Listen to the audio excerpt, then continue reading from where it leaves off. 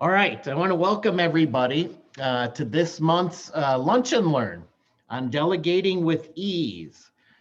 And so, as some of you who have maybe heard me say in the past, this will be a Costco sample of a pretty meaty subject that has all kinds of tentacles to it. And so, what I had hoped to do preparing for today was to give you a couple of nuggets to take away, some how do I do's and go practice and apply. And depending on the interest level, will determine maybe where I go next on some of these here. But yeah, there's a lot that goes into delegating skills. And so where I wanted to go right away is I want to give you a different perspective on this subject, which is kind of my style, to get you to think differently. And so there's three areas that I wanted to change your thinking on today during our lunch hour here. And that is, one is, a lot of times we think of delegation as a time management issue. And I'm going to put that to question. A lot of times we think delegation is a priority issue, and it is. And I'm going to give you a couple tools there to maybe think through that. And then thirdly and lastly, like most things, and I always hated this exercise with my mentors over the years because they pull out the mirror and say the answer is usually first in the mirror with many things. And while I didn't like that exercise initially, it was always the right kind of exercise to do. And so the third piece today I want to is delegation is very much behavioral because of one thing. We've already ingrained habits and routines into how we do things. And in order to be more effective at delegating, you're going to have to change behaviors. Now, I want to quick remind you. So my psychology friends have told me that studies have been done that the human being, it takes 61 to 93 days to change a habit. So we have to have a long-term view. So success in getting better at a skill that's habitual or behavioral is in our daily habits. You got to just keep chunking away. And be patient with the gains and look for the quick wins. This is not a 21-day challenge. Participate for 21 days and you lose 21 pounds. That's why those things fall short. It takes a longer duration to change behaviors and habits and things like that. So that's what we're going to talk about and shed some light on those three topics. Now, I have a saying I say that if you want, in order to change the way we behave, we have to change the way we think and view things. So I'm going to give you a couple of tidbits here to start out. How are we going to change our level of thinking for the next hour? Whoops, here comes somebody else. One, the hardest habit to break is typically professionally. We've been promoted in roles we're in because of things we produced on our own and we did really, really well. It was individual accomplishments. And then when we get promoted, we get into positions where the game shifts. It's not necessarily getting things done specifically through ourselves, but getting things done through people. That's where this delegation comes in. But our successes beforehand have all been based on delivering the goods on our own. That's why this behavior change is a little more difficult. Secondly, I want you to change your mindset from me to we. Very simple mantra. Shift the mindset from me to we. I also want you to make another shift in mindset, and that is, instead of they need me, I want you to think, I need them. I need them. This helps with the switch from me to we, and also switches us from physically producing stuff to getting things done through others. Your role in a lot of cases is to just make things happen. You've heard that statement, just make things happen. That doesn't necessarily mean just you. And so that's what I mean by that. Now, to set your frame of mind too, before I go to the PowerPoint presentation here, I have this acronym for learning I use, and I want to start it off with, before we get into the PowerPoint. The word is ACT, A-C-T. I want you to be mindful in the next hour of what one thing out of today will I apply immediately. So that's the A, apply. What one item from today that, boy, I have been doing it that way as a behavior and a habit, and I really need to change that behavior or habit. So what one item from today would you change? That's the C. And then lastly, all continual learners love to not only learn, but they love to teach others. So the T is, what one item from today would you teach to somebody else? Especially in your circle of influence that may help you with some of the delegation skills and tasks. Okay, so that'll set the tone for ACT. I am going to share the screen here.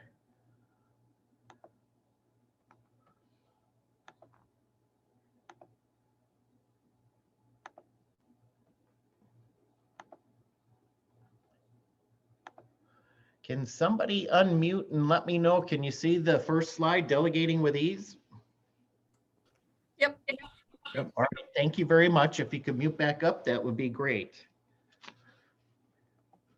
All right, so we did kind of our welcome, and I want to congratulate you for having the courage to step up and be highly interested in this topic today and improving yourself. And in turn, when you improve yourself, the business improves around you.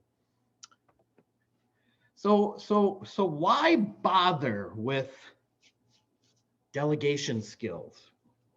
I'm certain most of you who joined us today are wanting to get better or improve on this to create more capacity for yourself and in turn produce better outcomes for your business or company.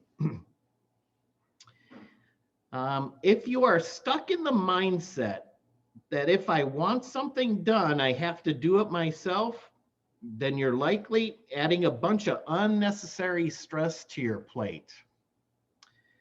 Here's what I mean. I am a human behavior consultant as well, and have several resources and assessments available to me on the DISC personality profiles. When we talk in terms of behavioral aspects of delegation, I want to give you a couple things to think about. Whether you're familiar with DISC or not, I'll try to frame it in terms of behavior. But human behavior is made up of 4 personality styles, and we all possess all 4. We're just more prominent in 1, 2, or 3 of them. Let me walk you through this of what I mean behavior. So if you're more of a D personality style or a very dominant personality that loves to be in charge, loves to be in control, this can be, you usually too have a high degree of assertiveness. And so this can hamper your ability to delegate because you'll be thinking things like, well, I can get this done quicker if I just do it myself. Or it's faster if I just do it. And so what happens is you can talk yourself into not delegating. I'm also going to say that that personality style of us that likes control, that can work against us as well, because now I'd rather just do this myself. Then I know how it'll get done, when it'll get done, and all those kinds of things. And so we'll talk a little bit how to change it, but think about that in your personality style. Could that be something that hampers you when it comes to delegating? The next personality style, the 4 that are within us, is the I, or the need for inclusion. So when this part of our personality style kicks in, we want to be included. We want to be a part of things. And so when we do delegate, there's typically some confusion of who owns the task. Now, there might be a directive that, hey, I would like you to do this and this and this by when, but it's a very participative style in our personality. And so it's blurry. Who does what when? And so you never really give away or delegate the task completely if that style percolates. The third style, and it's very prominent in the Midwest here, Midwestern nice in that farm ethic industry that shaped our region. But for the S style in our personalities, we want to be an essential team player. We want to just get along. And so we're highly focused on the relationships. And if we delegate, we have this fear that, no, I can't, because they're just as busy as I am. And so, oh, that might threaten the relationship if I delegate this. I'll just do this myself. So there's a strength there and a concern for others, but it can be a weakness when it comes to delegating. So that's another part of behavior. And then lastly, this C style in our personality, the very analytical, the data, the information. This is really the perfectionist in us. And so typically where that style can come into play, if that's prominent for you, is that, you know what, I'm not going to delegate this task because they don't know how to do it 100%. Instead of thinking, oh, can they do a certain part of it? And what if I teach them the rest? You know, they're not going to move till it's perfect. Or they won't do it exactly how I would do it, which is kind of a perfection statement. And then that also hampers. So I want you to think about those 4 styles working in us and what styles might be prominent with you. And I'm trying to create awareness of what could be holding you back behaviorally when it comes to delegating. All right. Now, delegating helps everyone learn and grow. And what I want you to be thinking about here is when you don't delegate, you actually hijack people around you, their opportunity to develop and learn a new skill or develop their ability to create more capacity in the company and things like that. And so this is not just how do we improve ourselves today, it's really helping develop others. I want to talk about one thing really briefly about time management. If you hear one thing about delegating, you hear, yeah, I just don't have enough time, or the people around me just don't have enough time. And I want to give you some thought here or insight. Write down or think of the number 168. 168. All of us have this number, whether you're the president of the United States, whether you're part of a large business organization or association. I have 168, you have 168. And so what is it? What is it that we all have? That's how many hours we have in a week. 24 hours a day, 7 days a week. We all have it. No one gets more, no one gets less. But if you sit back and watch people, you think, boy, how do they cover all that ground? How do they make all that happen? How come they're everywhere? Well, the key is, and here's my first change of thinking, maybe not the first, but a couple here today, is that the game in delegation, and Franklin Covey will shoot me if I say this, but I really want to emphasize this. Part of the game in being successful in delegation is it's not about time management. You can't manage time. Since I started talking about this topic, 15 seconds have gone by. You're not going to stop the second hand. It's moving, it's moving, it's moving. You can't manage it. What you can do is you can focus on managing yourself, not the clock. And if you become really good at managing yourself, time becomes your friend.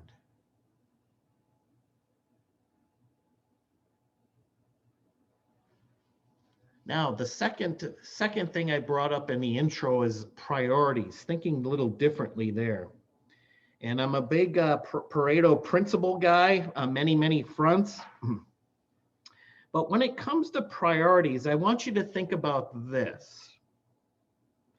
20% of our time produces 80% of the results. The Pareto principle is an 80-20 rule.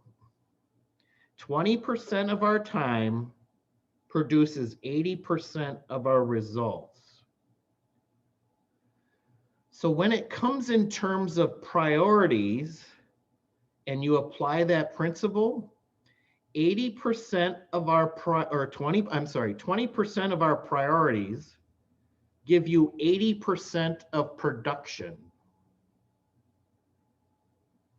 So you can see what I mean by it's not about managing time, it's about managing ourselves. And are we helping ourselves with priorities? 20% of our priorities give us 80% of production. Now, when it comes to priorities, I want you to think 3 R's. The first R, what is required of me? What is required of me? In other words, what are the things I'm responsible for that only I can do and no one else? That's the first R. The second R is return. What gives me and my department or my company the greatest return? In other words, what am I really, really good at that requires my time to invest my time and my energy?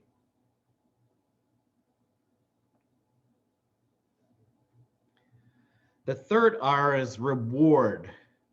Reward, and here's a how. And part of that seek personality style or perfection. What's the reward if I have a task that somebody else can do as good as me, at least 80% of it?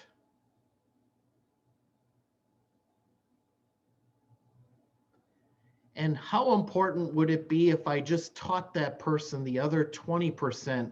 How would that help me in my capacity and others' ability to help me? So the required is helping you with non-negotiables. This is the stuff I absolutely have to do. It's a vital part of my role and responsibility. Think about then, what is the return to yourself, your department, and the company? And then thirdly, what are those tasks that you know would be good somewhere else, but I'm holding back, not because they don't know it, but because I'm trying to perfect it. They don't know 100% of it, so we'll just hold on to it. So think about those in those terms there. Now, a pretty vital viewpoint here is that the benefit to you in being able to refine and improve delegation tasks is when everyone else succeeds, you succeed. And so the workplace is a very collaborative environment today. In the last 10 to 15 years, collaboration is huge, even with COVID. We just collaborate differently. And so each staff member or part of your group is most successful when they feel empowered. And that sense of accomplishment. And again, after all, when they succeed, you succeed. This is very different than I have to produce the results independently, because that's how I got this promotion and this role and this level of influence in the company. Now, I want to talk a little bit about empowerment here. So I have a dictionary version of empowerment I'll read to you, and then I like to keep things simple in my training so they can be memorable. And I'll give you my simplistic version afterwards, but there's some key things here in this definition. Empowerment is the process of enabling or authorizing an individual to think, behave, take action, and control work and decision making about their job independently in self-directed ways. Okay, that's a pretty big, long definition of empowerment. Here comes the simple one. And those of you with D-style personalities who like that control and being in charge and things quick, empowerment is essentially giving up power. Empowerment is to give up power, to give it to somebody else.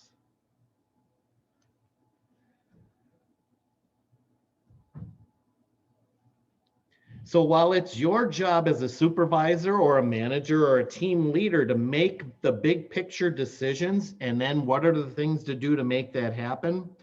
Fostering employee empowerment or giving up power through involvement will enable your team members to contribute their best effort.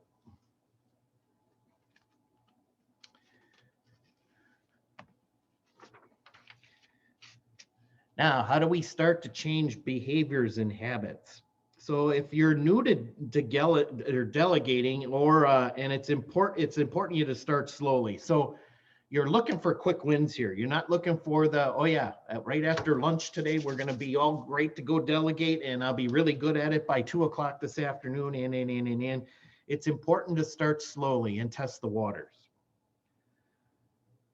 So when delegating, your goal should be to build up both your delegating abilities as well as your employees' ability to take on responsibilities. There's a two-way bridge here that you have to consider. So build upon your delegating abilities as well as your employees' ability to take on the responsibility. So to do this and to get some quick wins and test the water, you might want to start with a low priority task just to kind of get used to this. You are also going to have to borrow trust to the individual. Emphasis on borrow trust. A lot of times we hold back from delegation outside of behavioral is we just lack confidence or trust in people to be able to do it the way we would do it or how we would do it and deliver it at the level we would. I would ask you to put on a scale 1 to 10, 10 being high, I would ask you to put a 10 on the person's head you're shifting responsibility. Give them a 10, borrow the trust.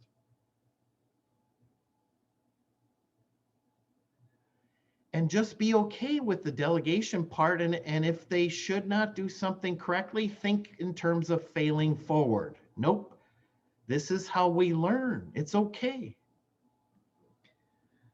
All too often, we get stuck on delegating because of this dynamic here of trust and confidence in somebody else. When we get stuck, though, so leaders, part of what leaders do is to create movement. If you're stuck, you're likely procrastinating or bogging things down. You're not creating movement. You're not developing people and you're not helping facilitate change. And so that's really, really important.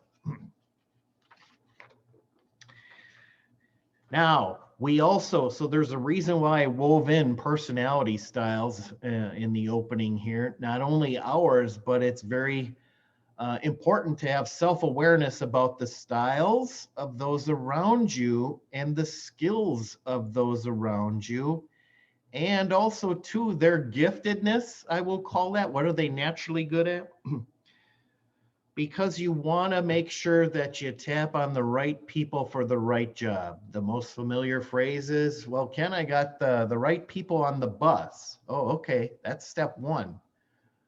You got the right people in the right seats on the bus, and you should be thinking of that in terms of delegation.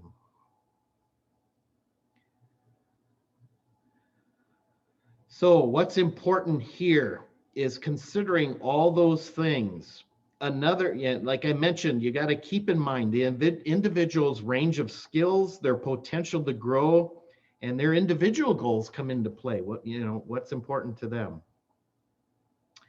The reason for this step is as a leadership mindset, you want to place people in a position to succeed.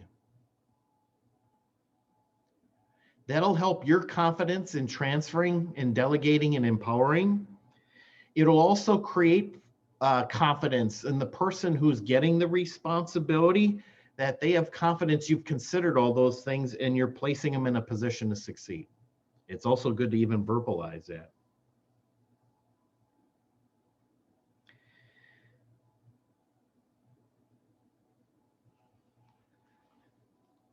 This is where you have to, this tipping point too, is where you usually will talk yourself into, I'll just do it myself. For all the things I've mentioned already, I could do this quicker. I could do this just as fast as if I gave this to somebody else. Well, I gotta explain 20% of this, even though they know 80%. That's gonna bog me down. Short-term thinking, it may bog you down, but you're missing an opportunity to create capacity for yourself later. It's short-term thinking. So you want to convince yourself there of those things.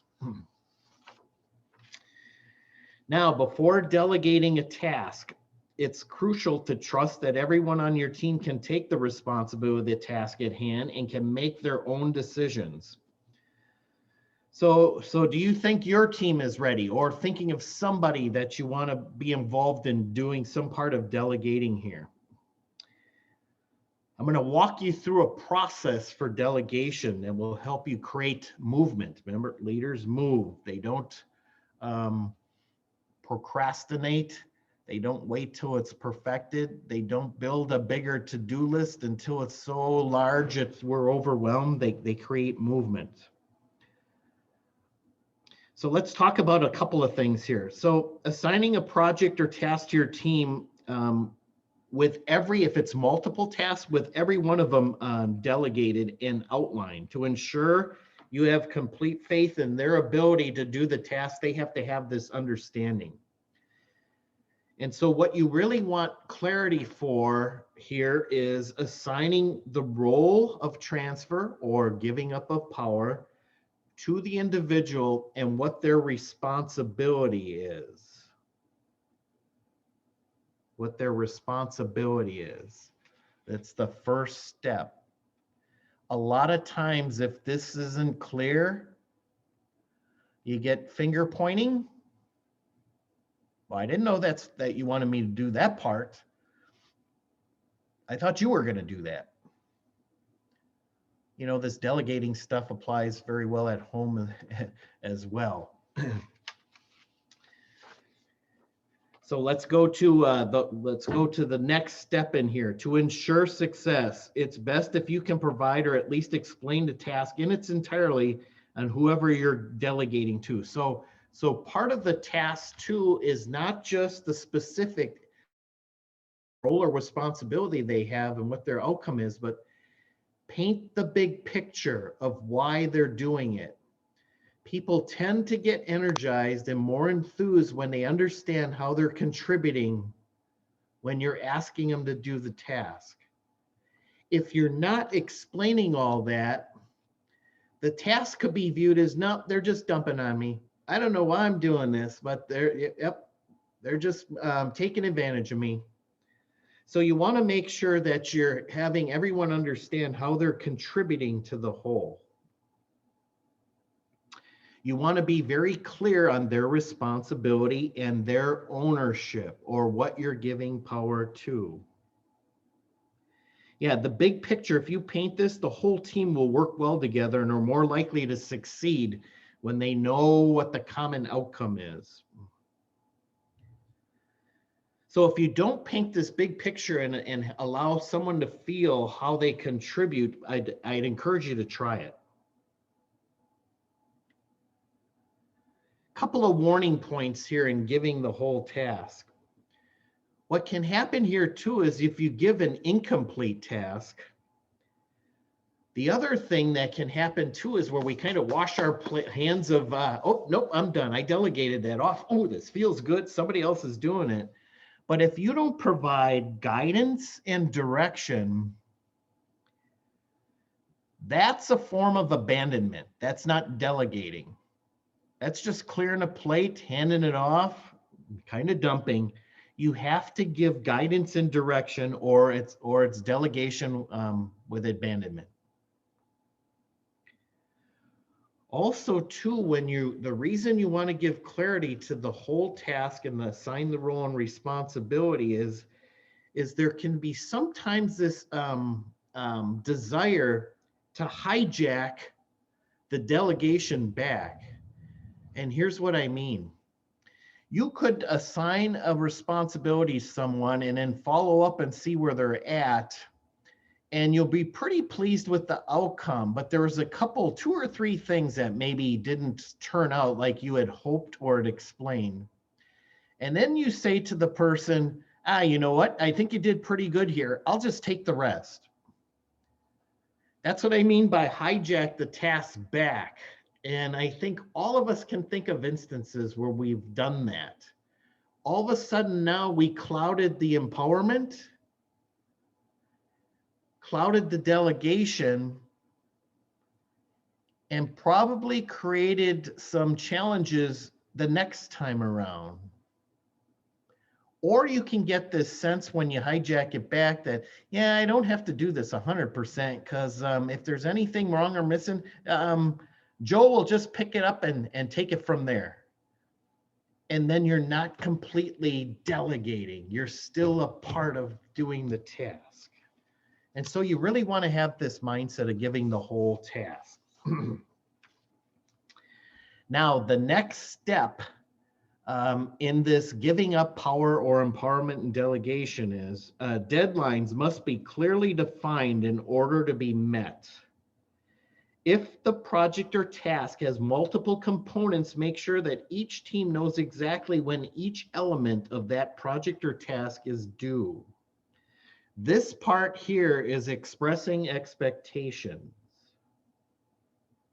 Expressing expectations.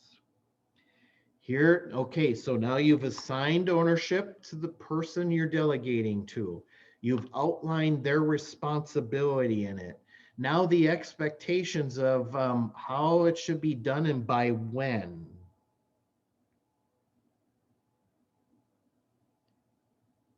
Without setting expectations, you could get some form of blame placing here. Well, I didn't know that's when you wanted it done by.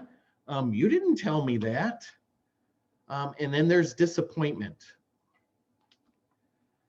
A couple of common things too where we avoid expressing expectations with clarity and providing deadlines is we might do generic statements like, oh, here's this task I'd like you to do.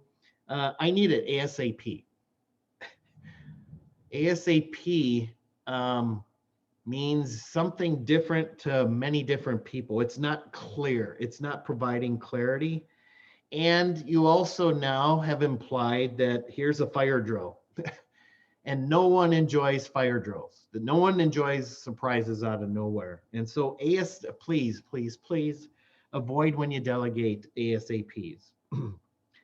You do want, remember, part of the role is transferring responsibility. So you want people eager. ASAP is not making people eager.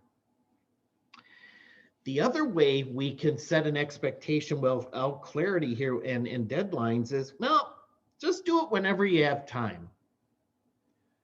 Okay, what does that mean? What time of the day whenever you have time? What day of the week whenever you have time? What week of the month whenever you have time? So that will essentially end to disappointment at some point in time. It just lacks clarity. So you want to be crystal clear on the expectations of completion.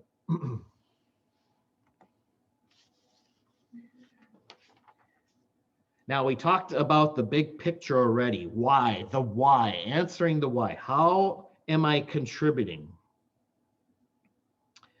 This is where I would ask you to be very transparent too with any data or information or background as well, besides the why, on to help the person complete their task successfully with maybe a more higher line of sight than they normally would for, yep, I just got to complete this little task. There is no downside to an informed employee. Sharing that information, like I said, increases their line of sight and gives them better understanding of how to complete it properly for you. You just can't expect your team to know precisely what you want from them. In addition, providing critical aspects of the project by making a list of everything you can think of that will help your workers with this project. Again, transparency is huge. Even if it's if there's financial numbers or numbers pertinent to your department, that helps bring more why or greater clarity to the task that's being discussed. Now, delegation too, we want to be careful of this abandonment. So you also want what I like to term proximity.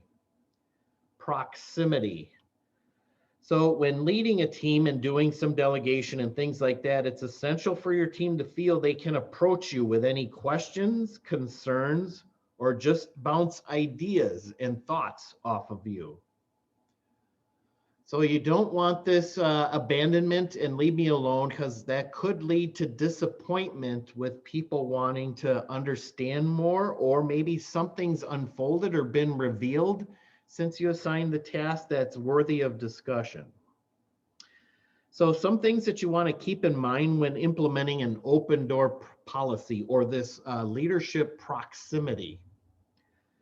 If a team member comes into your office with an idea, don't shut it down. Don't shut it down. I think a lot of times we get caught in not delegating because we want the person who has the task from it to do it exactly the way we would do it. However, there could be other factors that and things going on, or a different perspective from the person you delegated to that might have a better, more efficient way to do it. And you don't want to kill those. You don't want to kill those. Also, too, listen to what your team member is saying and really think about it.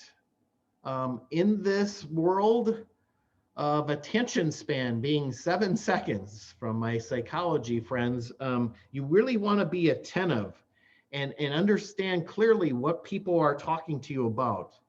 Because a lot of times in these check-ins, if there's confusion on the way, there's going to be eventual disappointment when the task is going to be completed. Sometimes allow others to build their own path by allowing them to have a voice in the process. That's what I mean. There may be a way to get this done differently for the good of the department and the team, or even more efficiently or more profitably.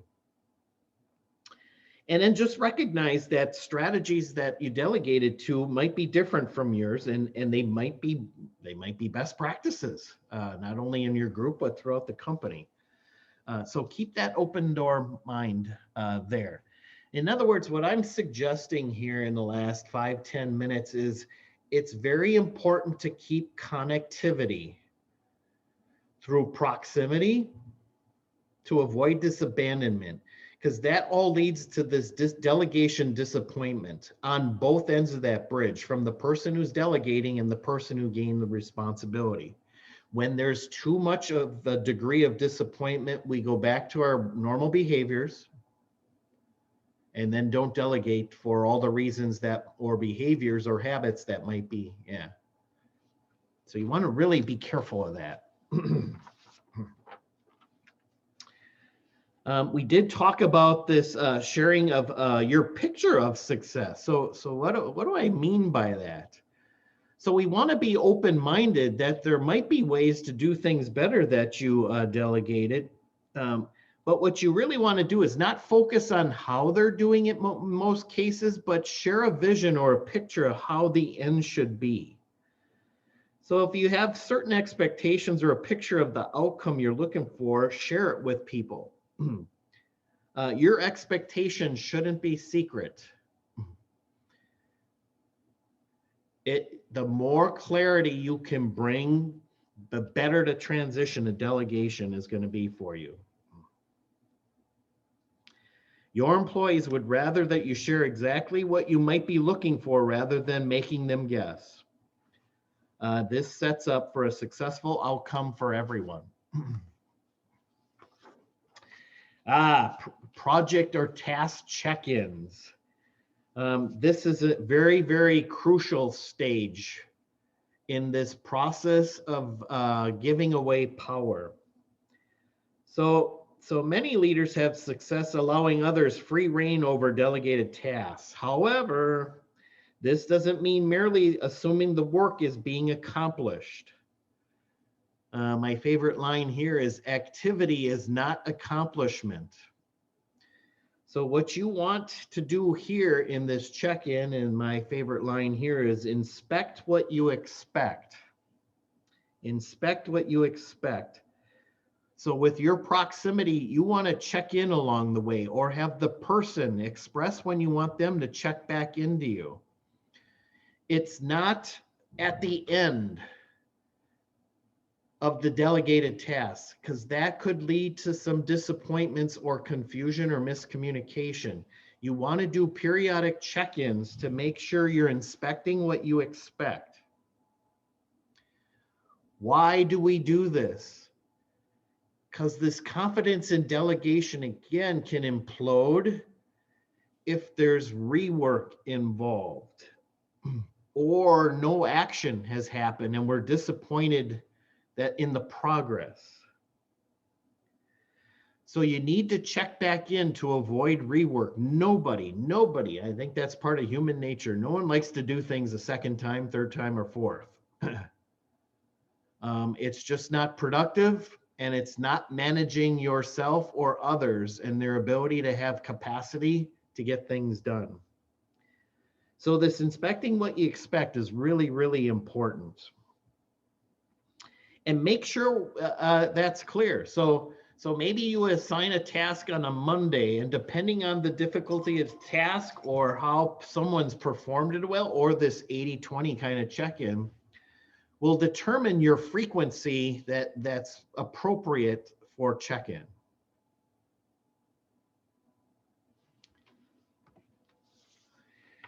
Now, another thing to be important, again, avoiding this abandonment, is remember you're still in charge as the empowerer and giving up power.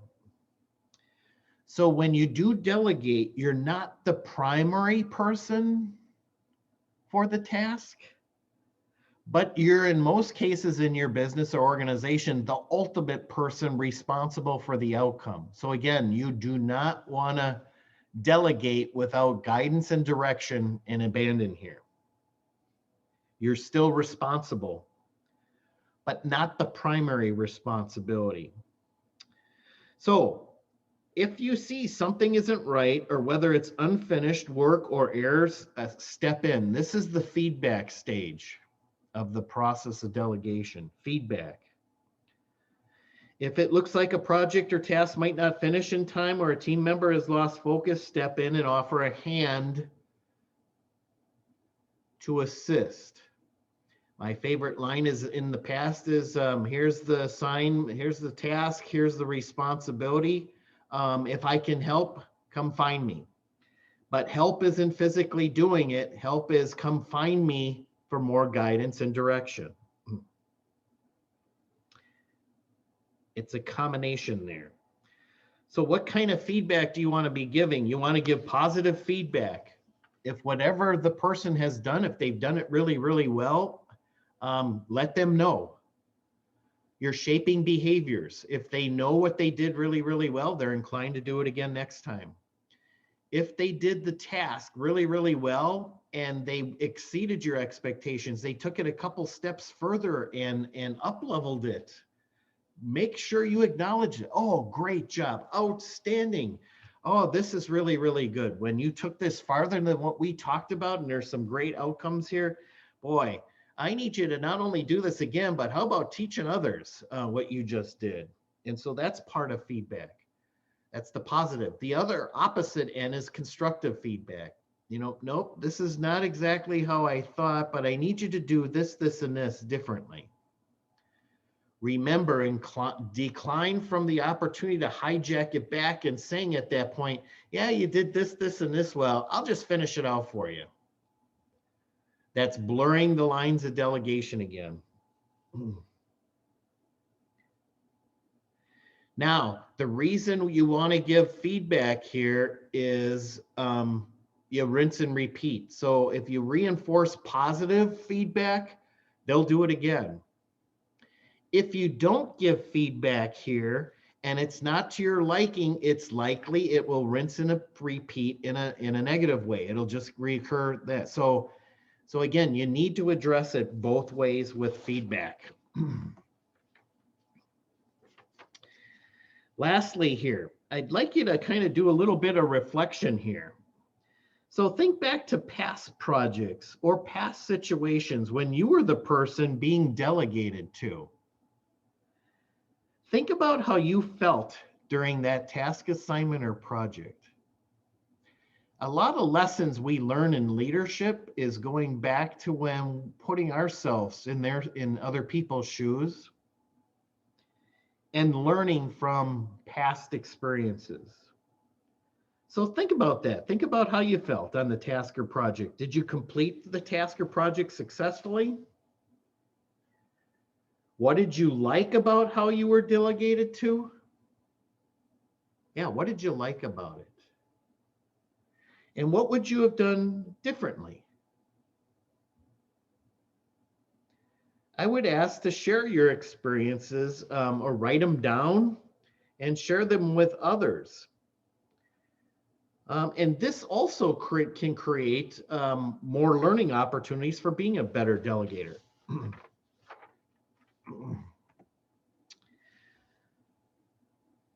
One more thing along the way, kind of being a cheerleader during the delegation phase, and that is when delegating a task or a project, it's important to identify the measurements or the outcome you will use to determine if the project's successful or the task is moving along successfully.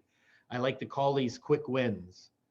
People really get energized if you don't wait till the end of the task to say the feedback, but keep pointing out the quick wins. Even if there's some setbacks, there are lessons learned, there are opportunities to fail forward. You want to create this cheerleading kind of concept and positive nature through the task. If you do all of these things successfully, people likely won't push back either when you're delegating. They'll have enjoyed the journey, so to speak, while working with you and would be eager to help you out again. So you're really shaping the behavioral process from a 360 standpoint there. So on a successful completion of a task or project, you want to foster a means of expressing appreciation to your team when a project is successfully done or the task is complete. This positive recognition again reinforces a lot of things with regard to chemistry on your team, and the motivational level of your team members wanting to contribute. Positive feedback is huge in here as a reward. Okay, we're getting to the end here now. So the big key in delegating effectively is being in touch with your team, not abandonment. Knowing who is best suited for certain tasks will go a long way in delegating appropriately. Knowing your people is huge here. If you don't know them, get to know them. If they're new to your team, get to know them. There are plenty of assessment tools out there. I probably have a dozen different ones that'll help you get to know your people, especially if they're new to the company and things like that. But assess what people's strengths are. What are they gifted at? What brings passion to them? What brings energy? You'll want to understand all that in your team members, and that will help you determine the right seats on the bus when delegating to people and get that outcome of setting people up to succeed. I would be remiss to say you want to embrace individuality as well too. No one is exactly the same, and the beauty of delegation of tasks is that the best teams have all the different personality styles. The best teams have complementary skill sets. The best teams are a complementary puzzle to creating outstanding team performance. And so don't look at people as if they're a nuisance. If they're not exactly like you, they can really bring a lot of things to the table, and in some cases do certain tasks better than you can. So think about that when delegating.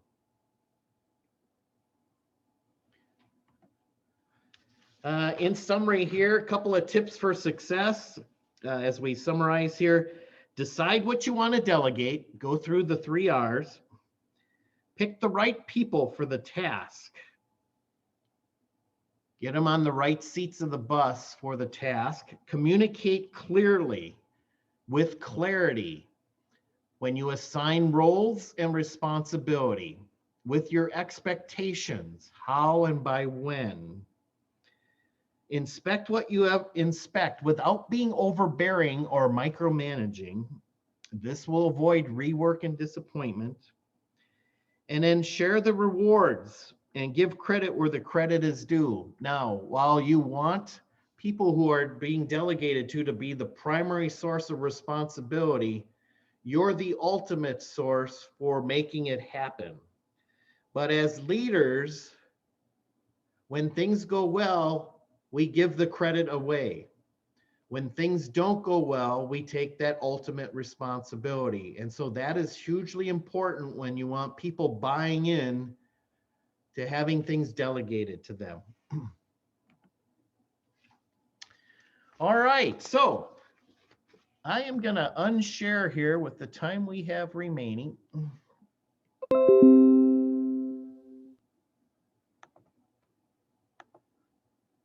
As we get to the top of the hour, I was wondering if, that's a quick Costco sample. Like I said, there's a lot of tentacles to this, but are there any questions you might have in the 5 minutes or so that are remaining that maybe I can attempt to answer for you in a coaching environment here at the end? Any thoughts? Does anyone want to share their act with the group here? What one thing would you apply? What would you change? And what would you teach? So it's one thing to be part of a learning session. It's another thing to apply afterwards. That's the power of learning. So anyone want to have the courage to step out and share?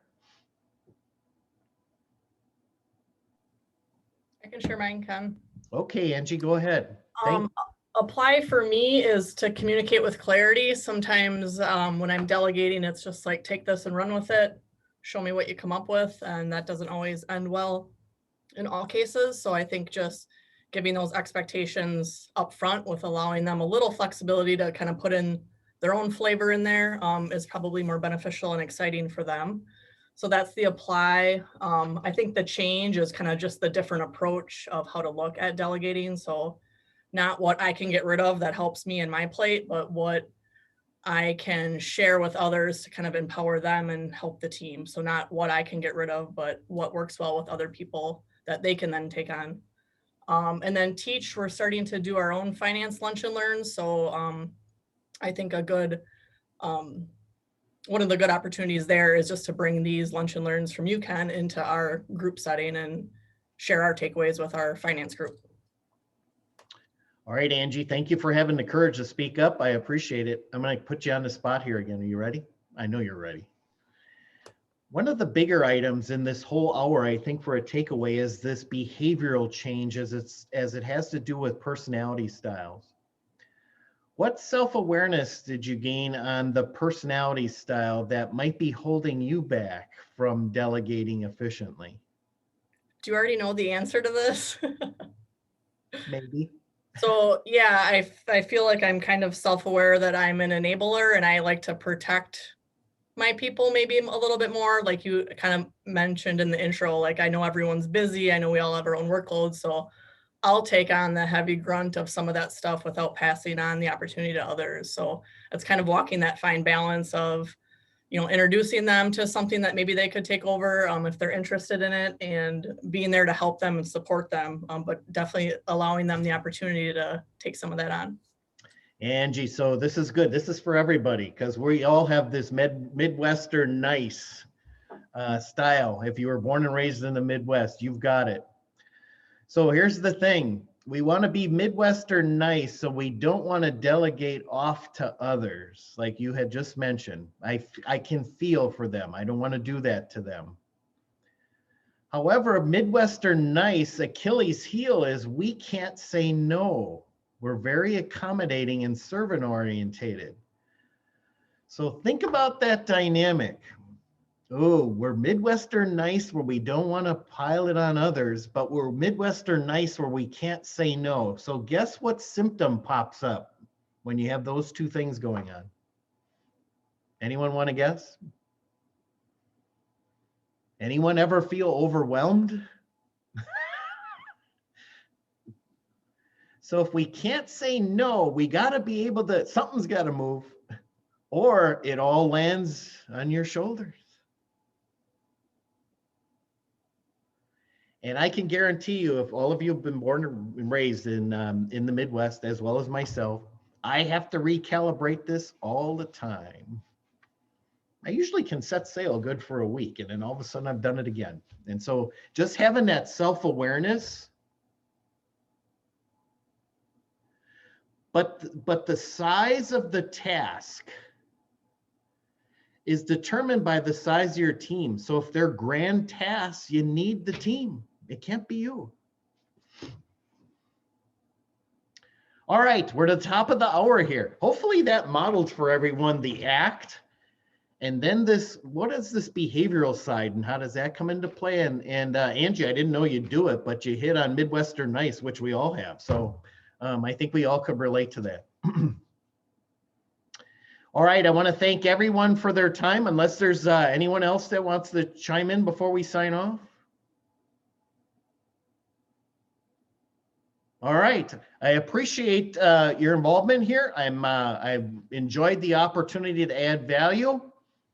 Again, I bring a lot of these in an expanded version to businesses, so you can't cover a whole lot in an hour. But if there's some value here you think for your teams and your businesses, let me know or reach out. And we can talk about how we can customize something to your that fits your cultural organization and provides the expanded training on the topic as well. Okay. Have a good day, everyone. Great. Thanks, Ken.